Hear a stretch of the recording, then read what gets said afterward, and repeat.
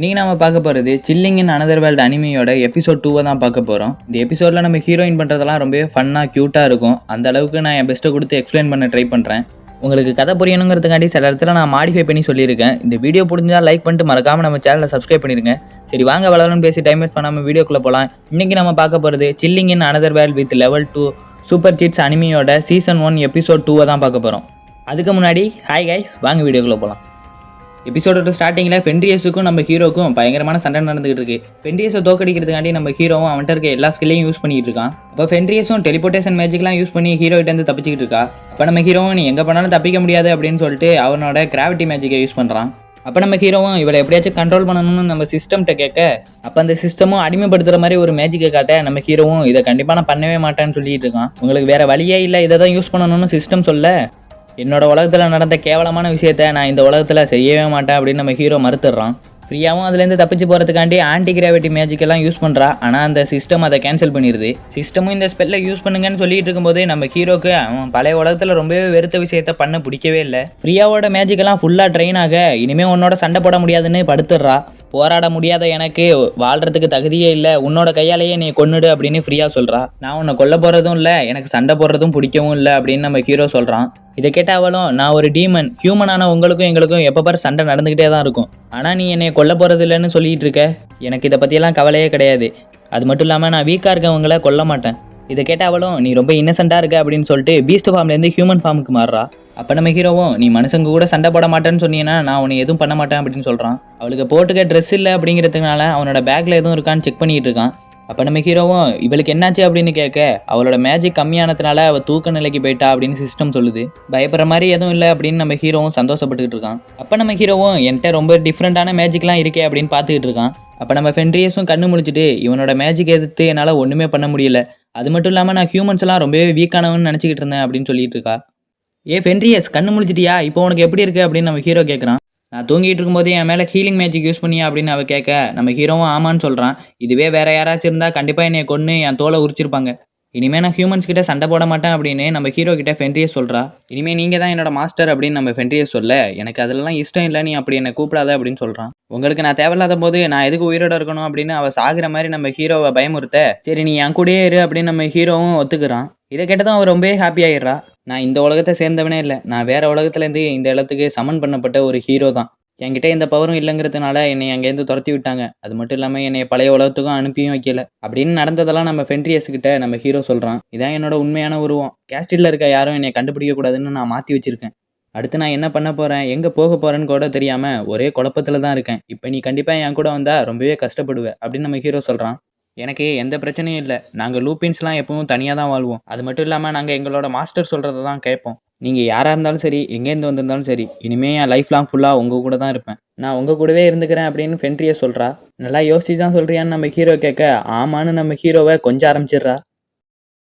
இங்கே என்ன தான் நடக்குது, டார்க் ஆர்மி கூட சண்டை போடுறதுதானே சோல்ஜர்ஸ் எல்லாம் அழைச்சிட்டு போனேன். நீங்கள் அனுப்பின சோல்ஜர்ஸ் எல்லாருமே ரொம்பவே வீக்காக இருக்காங்க. அது மட்டும் இல்லாமல் சாதாரண பீஸ்ட்டுக்கிட்டேயே அடி வாங்கி செத்துடுறாங்க. அதில் இருக்கவங்களை காப்பாற்றுறதுக்கு நான் எவ்வளோ கஷ்டப்பட்டேன்னு எனக்கு தான் தெரியும். நீங்கள் சொல்கிறது சோல்ஜர்ஸ் மேலே பழி சொல்கிற மாதிரியே இருக்குது அப்படின்னு ராஜா சொல்ல, நான் கொஞ்சம் பேரை காப்பாற்றி கொண்டு வந்திருக்கேன், அதுக்கு நீங்கள் எனக்கு தேங்க்ஸ் தான் சொல்லணும் அப்படின்ட்டு ஹீரோ அங்கேருந்து போயிடுறான். பேட்டில் ஃபீல்டில் அவன் என்ன பண்ணான்னு சொல்ல முடியுமான்னு கேட்க, ஹீரோவாக இருந்தாலுமே எல்லாருக்கும் பின்னாடி அவர் நின்றுக்கிட்டு எங்களை முன்னாடி போய் சண்டை போட சொன்னார். அங்கே எல்லாரும் அடிபட்டு சாகிறத பார்த்ததும் எங்கள் தலையில் எல்லா பிரச்சனையும் கட்டிட்டு அவங்கேருந்து ஓடியே போயிட்டாரு. இவன் நிஜமாலே டம்மி தான் போல இருக்குன்னு நம்ம ராஜாவும் யோசிக்கிறாரு. அதே நேரத்தில் அந்த ஹீரோவும் நான் ஒரு மாதமாக கஷ்டப்பட்டு ட்ரைனிங் பண்ணாலும் என்னோட ஸ்கில்லில் எந்த இம்ப்ரூவ்மெண்ட்டுமே இல்லை. அவன் புலம்பிட்டு இருக்க அதே நேரத்தில் சூயான்னு ஒரு பொண்ணு அங்கே வரா. நீ கரெக்டான நேரத்தில் தான் வந்திருக்க, வா போகலாம் அப்படின்னு அவன் அந்த பொண்ணை அழைச்சிட்டு போயிடுறான். இந்த உலகத்தில் வாழணும்னா நமக்கு நிறையவே காசு வேணும், அதுக்கு அட்வென்ச்சரிங் கில்டில் போய் வேலை பார்த்து சம்பாரிச்சிக்கலாம். அது மட்டும் இல்லாமல் நம்ம நைட்டு தூங்குறதுக்கு ஒரு நல்ல இடத்தையும் பார்க்கணும். எனக்கு புரியுது மாஸ்டர்னு அவள் சொல்ல, நீ அப்படி கூப்பிடணும்னு அவசியம் இல்லை, என் பேரை சொல்லியே கூப்பிடலாம். மிஸ்ஸஸ் உங்களுக்கு ஃப்ரெஷ்ஷான காய்கறி வேணுமான்னு அங்கே இருக்க ஒருத்தன் கேட்க, இதையான் இவன் என்கிட்ட கேட்குறான்னு அவள் கன்ஃபியூஸ் ஆக, அவன் நம்மளை மேரேஜ் ஆன கப்புள்ஸ்ன்னு நினச்சிட்டான் போல. அதுவும் நல்லதுக்கு தான், யாரும் நம்மளை சந்தேகப்பட மாட்டாங்க. நான் உங்களுக்கு ரொம்ப நல்ல ஒய்ஃபாக இருப்பேன். அது மட்டும் இல்லாமல் லூப்பின்ஸ் பொண்ணுகளுக்கெல்லாம் ரொம்பவே ஸ்ட்ராங்கான ஹஸ்பண்ட் கிடைக்கிறது கஷ்டம். இதை கேட்ட நம்ம ஹீரோவும் நம்ம மேரேஜ் ஆன மாதிரி நடிக்க தான் போகிறோம். எதாக இருந்தா என்ன, இனிமேல் நான் உங்களை டார்லிங்னு தான் கூப்பிடுவேன். அங்கேருந்து சீன் கட்டாகி அட்வென்ச்சர் கில்டில் உங்களோட இன்ஃபர்மேஷன்லாம் இப்படி தான் வச்சுக்கிடுவீங்களா அப்படின்னு கேட்குறா. என்கிட்டையும் ஒன்று இருக்கு பாருன்னு நம்ம ஹீரோவும் காட்டுறான். அப்போ அவளும் எங்களோட இனத்தில் ஒரு ஜோடி வேட்டையாடினதை தங்களுக்குள்ளே பகிர்ந்துப்பாங்க, இதை பார்க்கும்போது எனக்கு அதான் ஞாபகம் வருது அப்படின்னு சொல்லிட்டு இருக்கா. அதே நேரத்தில் அங்கே இருக்க ஒரு பொண்ணும் உங்களோட பேரை என்னன்னு ரெஜிஸ்டர் பண்ணன்னு கேட்க, என்னோட பேர் ஃபென்ரியஸ்ன்னு சொல்ல வர, ரியஸ்னு ரெஜிஸ்டர் பண்ணுங்கன்னு நம்ம ஹீரோவும் சமாளிச்சிடுறான். நம்மளோட உண்மையான பேரை பயன்படுத்தக்கூடாதுன்னு நான் மறந்துட்டேன் அப்படின்னு அவள் சொல்லிக்கிட்டு இருக்கா. அப்போ நம்ம ஹீரோவும் பரவாயில்ல விடு, நம்ம மேலே யாரும் சந்தேகப்படாத மாதிரி நடந்துக்கோ அப்படின்னு சொல்லிக்கிட்டு இருக்கான். எல்லாரும் நல்லா கேட்டுக்கோங்க, ஒரு எமர்ஜென்சி கொஸ்ட் வந்திருக்கு. இங்கேருந்து வடக்கு பகுதியில் சைக்கோ பியர்ஸோட ஆட்டம் அதிகமாக இருக்குது. ஹீரோ பார்ட்டியில் இருக்கவங்களாலேயே தடுக்க முடியல, நம்மளால எப்படி தடுக்க முடியும் அப்படின்னு மற்றவங்கலாம் பேசிக்கிட்டு இருக்க. எப்பவும் கொடுக்கறத விட 10 மடங்கு அதிகமாக தரோம் அப்படின்னு அவள் சொல்லிக்கிட்டு இருக்கா. அப்போ நம்ம ஹீரோவும் இவங்க சொல்கிறது நல்லா தான் இருக்குது, ஆனால் நமக்கு அது தேவையில்லை. ஹீரோ பார்ட்டியில் இருக்கவங்களாலேயே செய்ய முடியாததை நம்ம எப்படி செய்கிறது? நீங்கள் நினச்சா கண்டிப்பாக முடியும். இல்லை வேணாம், அப்போ சரி நானே அதை தனியாக பார்த்துக்கிறேன் அப்படின்னு இவ சொல்கிறா. அங்கே இருக்க இடத்துக்கும் இவங்க 2 பேரும் டெலிபோர்ட் ஆகிடுறாங்க. ஓ அங்கே பாரு ஒரு வீடு இருக்குது, இதான் கில்லில் சொன்னதாக இருக்கும் போல், இனிமேல் நம்ம இங்கேயே தங்கிக்கலாம் அப்படின்னு நம்ம ஹீரோ சொல்கிறான். அப்போ அவளும் நான் ஒருத்தியே போதும், அதுங்க எல்லாரையும் சமாளிச்சிடுவேன் அப்படின்னு சொல்லிட்டு இருக்கும்போது நம்ம ஹீரோவும் இல்லை உன்னை தனியாலாம் அனுப்ப முடியாது, அது மட்டும் இல்லாமல் என்னோட மேஜிக்கல் ஸ்கில்லெல்லாம் ட்ரை பண்ணி பார்க்க வேண்டியது இருக்குது. அதே நேரத்தில் அங்கே ஏதோ சத்தம் கேட்க இவங்க 2 பேரும் ஓடி போய் பார்த்தா அந்த கரடிங்கெல்லாம் அந்த பொண்ணுங்களை சுற்று போட்டுருந்துங்க. இவங்களால கண்டிப்பாக இதை சமாளிக்க முடியாது, இவங்க ரொம்பவே வீக்காக இருக்காங்க. அதே நேரத்தில் சடனாக ஒரு பியரும் அவங்களை அட்டாக் பண்ண வர நம்ம ஹீரோவும் அவனோட லைட்னிங் ஸ்பெல்லை யூஸ் பண்ணி அதை தடுக்கிறான். ஃபென்ட்ரியஸும் அவளோட பங்குக்கு ஒரு பியரை கழுத்துலேயே மிதிக்கிறா. உங்களோட லைட்னிங் ஸ்பெல் ரொம்பவே நல்லா இருந்துச்சு அப்படின்னு ஃபென்ட்ரியஸ் சொல்கிறா. அப்போ அங்கே இருந்த பொண்ணும் சார் ஃப்ளியோ நீங்கள் என்ன இங்கிட்டு, அது மட்டும் இல்லாமல் எங்கள் உயிரை காப்பாற்றுனதுக்கு ரொம்பவே நன்றின்னு சொல்லிக்கிட்டு இருக்கா. அதுக்கு நம்ம ஹீரோவும் அதெல்லாம் பரவாயில்ல விடுங்க, இப்போ நீங்கள் எல்லாம் நல்லா தானே இருக்கீங்க அப்படின்னு கேட்டுக்கிட்டு இருக்கான்.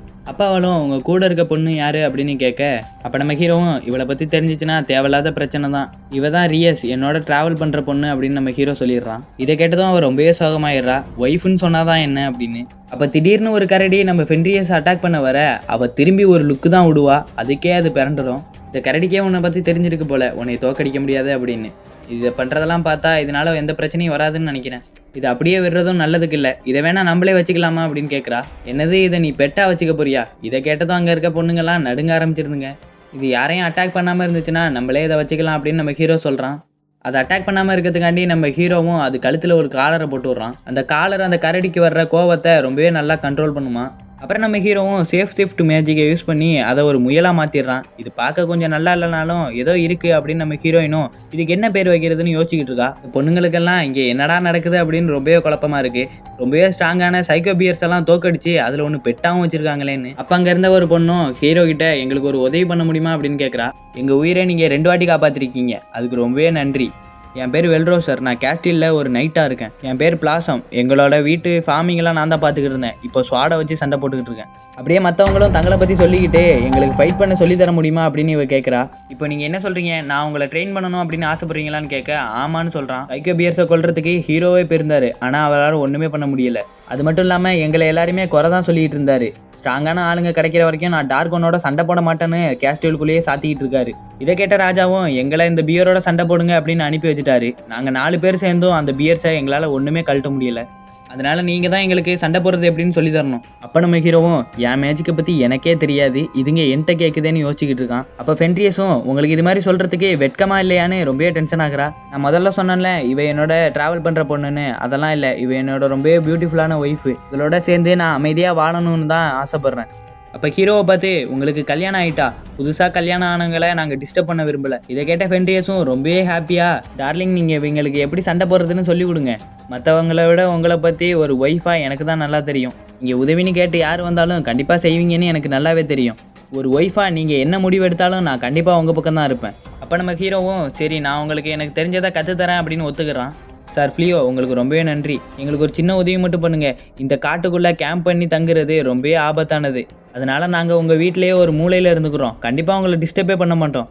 நீங்கள் எங்கே வேணாலும் தாராளமாக தங்கிக்கலாம், எங்களுக்கு ஒரு பிரச்சனையும் இல்லை. ஏன்னா எப்படி இருந்தாலும் நாங்கள் 2 பேரும் ஒரே பெட்டில் தான் தூங்க போகிறோம். அப்போ நம்ம ஹீரோவும் ஏன் இதெல்லாம் சொல்லிக்கிட்டு இருக்க அப்படின்னு கேட்க கல்யாணம் பண்ணவங்கலாம் இதை பண்ணுறது தானே, வெளியில் சொன்னால் என்ன தப்பு. அதே நேரத்தில் டார்கோன் நான் உங்கள்கிட்ட ஒன்று சொல்லணும் அப்படின்னு டெலவேசா காட்டில் நடந்த அந்த பியூரிஃபிகேஷன் மேஜிக்கை பற்றி சொல்லிக்கிட்டு இருக்கா. அந்த பியூரிஃபிகேஷன் மேஜிக்கை பண்ணதே ஒரே ஒரு ஆள் தான். இந்த விஷயங்கள்லாம் எங்களுக்கு தெரிய வந்திருக்கு, அடுத்து என்ன பண்ணணும்னு நீங்கள் தான் சொல்லணும் டார்கோன். டீமன்ஸையே கொல்ற அளவுக்கு ஒருத்தன் இருக்கானா, அவனை சீக்கிரம் சிறைப்பிடிச்சு நம்ம கஸ்டடிக்கு கொண்டு வரப்பாரு அப்படின்னு சொல்கிறதோடையே இந்த இடத்துல இந்த எபிசோட முடிக்கிறாங்க. இன்றைக்கி நாம் பார்த்த எபிசோடு உங்களுக்கு கண்டிப்பாக பிடிச்சிருக்குன்னு நினைக்கிறேன். பிடிச்சிருந்தா லைக் பண்ணிட்டு மறக்காமல் நம்ம சேனலை சப்ஸ்கிரைப் பண்ணிடுங்க. அது மட்டும் இல்லாமல் இனிமேல் வரப்போகிற எபிசோட்லாம் ரொம்பவே டிஃப்ரெண்ட்டாக, அது மட்டும் இல்லாமல் ரொம்பவே சூப்பராக இருக்கும். மிஸ் பண்ணாமல் பார்த்து என்ஜாய் பண்ணுங்கள். அது வரைக்கும் பாய்.